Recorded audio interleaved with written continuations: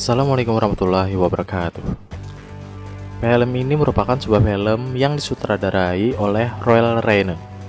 Film ini merupakan sequel dari film 12 Rounds di tahun 2009 yang dibintangi oleh John Cena. Di film sequel yang keduanya ini, John Cena tidak lagi menjadi pemeran utama, namun digantikan dengan orang yang masih berhubungan dalam dunia gulat WWE, yaitu Randy Orton. Film ini dibintangi sendiri oleh Randy Orton sebagai Nick Malloy dan istrinya diperankan oleh Cindy Busby sebagai Sarah Malloy, Tom Stephen sebagai Tommy Weaver, Brian Markinson sebagai Patrick Keller, dan ada juga si detektif yang diperankan oleh Sean Rogerson. Kita lihat bagaimana akting dari seorang Randy Orton yang terjebak dalam permainan 12 ronde yang mematikan. Tak usah menunggu waktu lama, langsung saja kita mulai.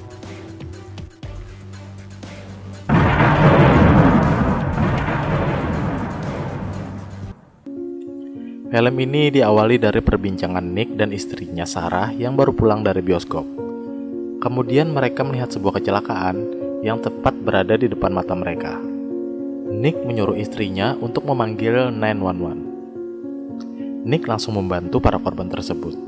Kebetulan pekerjaan Nick ialah seorang petugas medis. Satu orang berhasil diselamatkan oleh Nick, dan satu orang lagi berhasil diselamatkan petugas medis. Namun sayang, satu orang wanita masih terjebak di dalam mobil tersebut dan tidak bisa tertolong. Akhirnya, sang wanita pun tewas. Diperkirakan polisi, sang pengemudi menabrak dalam keadaan mabuk. Cerita berlanjut 1 tahun kemudian. Berita di TV menyiarkan bahwa Gubernur Thomas Devlin telah menghilang. Dan kemudian Jay, teman Nick, datang. Nick dan Jay bersiap untuk pergi bekerja. Nick dan Jay mendapat sebuah panggilan bahwa ada seseorang yang membutuhkan pertolongan.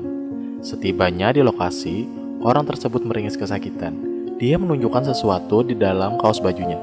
Dan benar saja, ada sesuatu benda yang berada di perut pria tersebut. Kemudian telepon Nick berdering, dan si korban mengatakan kalau Nick harus mengangkat telepon tersebut. Disinilah malapetaka Nick dimulai. Nick ingin mematikan telepon tersebut, namun sang penelpon mengancam jika Nick mematikan teleponnya, maka Sarah atau istri Nick akan mati.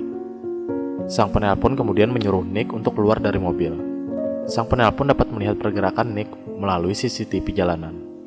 Dan sang penelpon pun memberikan permainan yang memiliki 12 ronde kepada Nick.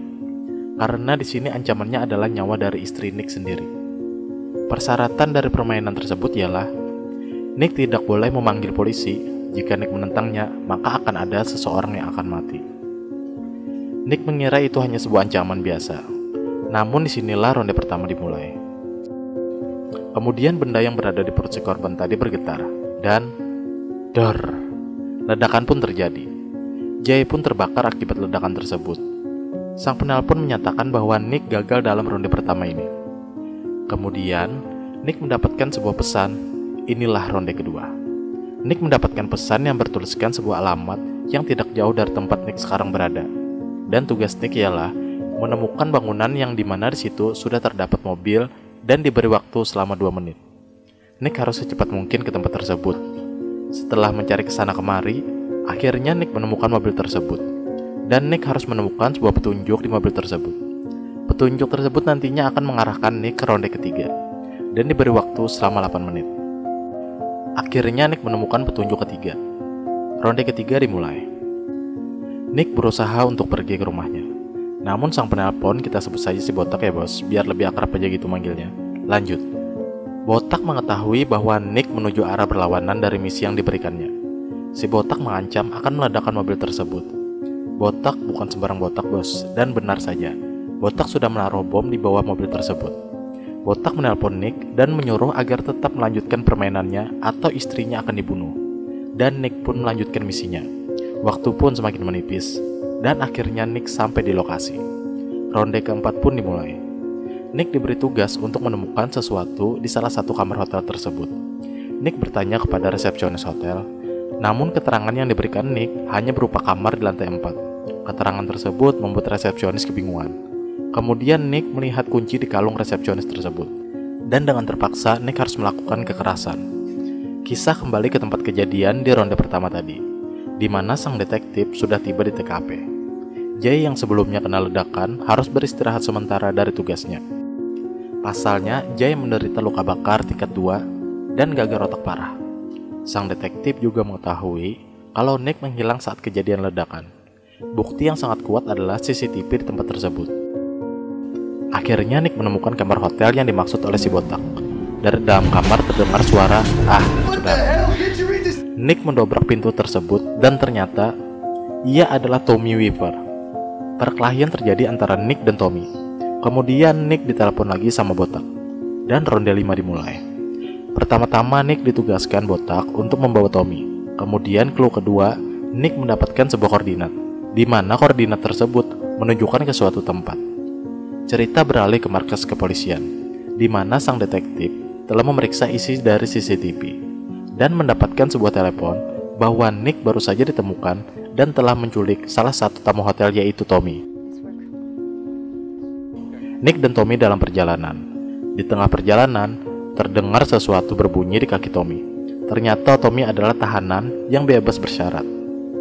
Alat tersebut berbunyi karena Tommy melewati batas atau jarak perjalanan yang sudah ditentukan oleh polisi. Dan juga, ternyata mobil yang dipakai Nick dan Tommy adalah milik pengacara Tommy.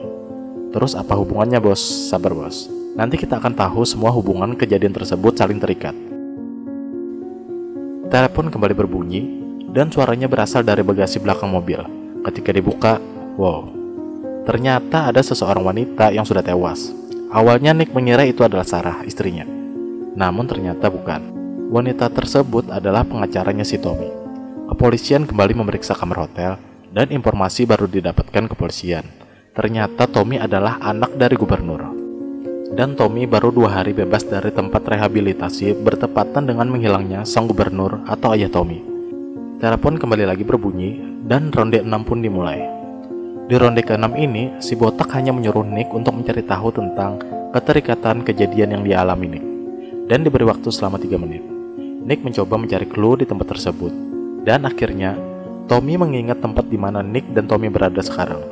Tommy menjelaskan bahwa tempat tersebut ialah tempat saat kejadian dia mengalami kecelakaan setahun yang lalu. Dan Nick setahun yang lalu juga berada di tempat tersebut bersama Sarah. Kalian ingat kejadian di awal kan? Ya. Orang yang ditolong Nick saat kejadian kecelakaan adalah Tommy, botak dan istrinya. Namun yang tertolong hanya Tommy dan si botak, sedangkan istri botak terjebak dan meninggal di tempat. Kejadian tersebut akibat kelalaian dari si Tommy yang mengemudi dalam keadaan mabuk. Dan hukuman yang diberikan Tommy hanya sebatas rehabilitasi. Karena ayah dari Tommy adalah seorang gubernur, maka dia menyuap dan membayar pengacara handal. Tujuannya yaitu agar Tommy tidak dihukum berat. Hukuman tersebut tidak sebanding dengan nyawa si istri om si kepala botak. Kemudian Tommy mencoba kabur. Aksi kejar-kejaran pun terjadi. Akibat dari pengejaran tersebut, Nick kehilangan ronde ke-7. Dampaknya, alat pelacak di kaki Tommy yang sebelumnya dinonaktifkan oleh si botak kembali diaktifkan, sehingga polisi tahu keberadaan mereka. Setelah mengetahui keberadaan Tommy, polisi langsung bergerak. Tommy mencoba meminta pertolongan kepada kedua polisi tersebut yang berada di situ. Namun, jurus RKO Randy Orton pun keluar.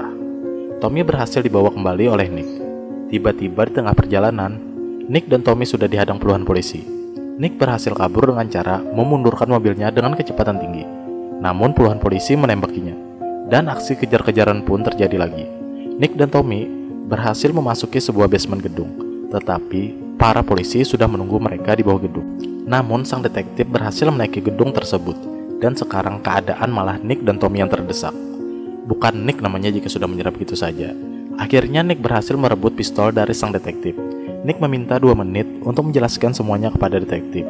Akhirnya, penjelasan dari Nick membuat sang detektif percaya dan akan terus melanjutkan ronde selanjutnya. Untuk ronde selanjutnya, Om Botak memberikan tugasnya kepada Tommy. Dan inilah ronde ke-8. Di ronde ke-8 ini, tugas Tommy adalah menemukan si gubernur atau ayahnya. Bergegaslah Tommy dan Nick segera pergi dari tempat tersebut. Akhirnya Nick dan Tommy sampai di tempat pabrik gula milik ayahnya. Di tempat berbeda, akhirnya polisi mengetahui identitas sebenarnya dari si Om Botak. Si Om Botak ternyata seorang insinyur dan memiliki sebuah perusahaan keamanan swasta. Perusahaan tersebut bergerak di bidang pelatihan militer, perlawanan spionase, dan pembajakan. dan bernama Peter Keller. Setelah istrinya meninggal, Om Botak menutup seluruh perusahaannya. Kembali ke gedung gula milik ayah Tommy. Terlihat sang gubernur sudah terikat dan terkubur setengah badan pada tumpukan pasir. Tommy bergegas untuk menyelamatkan sang ayah. Namun, Nick mencoba menolong dengan cara mematikan alat yang membuat sang gubernur terkubur. Dan ini sudah masuk ke ronde 9. Om Botak menyuruh Nick dan Tommy untuk menyelamatkan sang gubernur dan hanya diberi waktu selama 90 detik. Kini Nick dan Tommy berpacu dalam waktu untuk menyelamatkan sang gubernur. Nick menggunakan dozer untuk memindahkan jalur pasir yang mengubur gubernur. Akhirnya sang gubernur berhasil selamat. Kemudian telepon Nick kembali berbunyi, dan seperti biasa itu adalah panggilan dari si Om Botak. Ini masuk ke ronde 10. Om Botak akhirnya menampakkan dirinya di hadapan Nick dan Tommy. Namun Om Botak menyandra istri Nick dan juga ia menembak sang gubernur hingga tewas. Baru juga selamat, bos. Lanjut, Om Botak mengingatkan Tommy arti dari sebuah karma. Kemudian si bego Tommy menyetrum Nick dan membuat Nick tidak sadarkan diri. Kepolisian sudah tiba di markas si Om Botak dan melihat semua alat-alat canggih yang digunakannya di markas tersebut. Kemudian si Botak video call dengan sang detektif. Ternyata temannya si detektif juga ikut terlibat dalam kejadian pembebasan Tommy. Pasalnya ialah orang yang memanipulasi hukuman dari si Tommy dan mengubur semua bukti-bukti. Lalu alarm bom berbunyi dan akhirnya ia pun tewas. Lanjut, akhirnya si Tommy berhasil ditangkap dan disekap sama si Botak. Ia mengingatkan setahun yang lalu akan tempat tersebut kepada Tommy. Ternyata tempat sekarang Tommy berada adalah tempat di mana pesta Tommy sebelum menabrak istrinya si Om Botak setahun yang lalu. Akhirnya ronde ke-11 dimulai. Om Botak memberikan Tommy 2 botol minuman, di mana salah satu dari botol tersebut berisi air keras, dan Tommy harus meminum salah satu dari botol tersebut. Tommy akhirnya meminum salah satu dari 2 botol tersebut. Namun, Tommy berhasil dan memilih botol yang hanya berisi air biasa. Tommy sudah merasa senang sekali, ternyata dia berhasil melakukan tes tersebut. Namun si Om Botak langsung menumpahkan botol yang berisi air keras ke tubuh Tommy. Dan, dor, akhirnya si Tommy dibakar hidup-hidup oleh si Om Botak. Ya bos, gila, nasibnya sama kayak ayahnya dong. Akhirnya Nick sadarkan diri, namun sudah dalam keadaan terikat bersama istrinya, dan yang menyetir adalah si Botak. Dan inilah ronde terakhir atau ronde ke-12, di mana si Botak bercerita tentang keadilan yang tidak seimbang. Keadilan akan menang jika seseorang mempunyai kekuasaan. Kemudian si Botak melajukan mobilnya dengan kecepatan penuh. Tujuan dari ronde terakhir ini yaitu si Om Botak ingin meledakkan mobilnya dan mengulang kejadian yang terjadi setahun yang lalu. Kemudian dalam kecepatan tinggi, Nick mencoba melawan si Botak dan mengambil senjata di tangannya. Perkelahian masih terjadi antara Nick dan si Om Botak, tetapi waktu ledakan sudah semakin dekat. Nick berhasil memukul kepala si Botak dan mendapatkan senjatanya. Kemudian, Nick menembak bagian belakang mobil, sehingga membuat pintu belakang mobil terlepas. Akhirnya Nick dan istrinya berhasil keluar dari mobil tersebut. Dan, dor, mobil pun meledak, dan Om Botak mati di dalam ledakan mobil tersebut. Film pun habis. Film ini mendapatkan rating 5,3 di IMDb.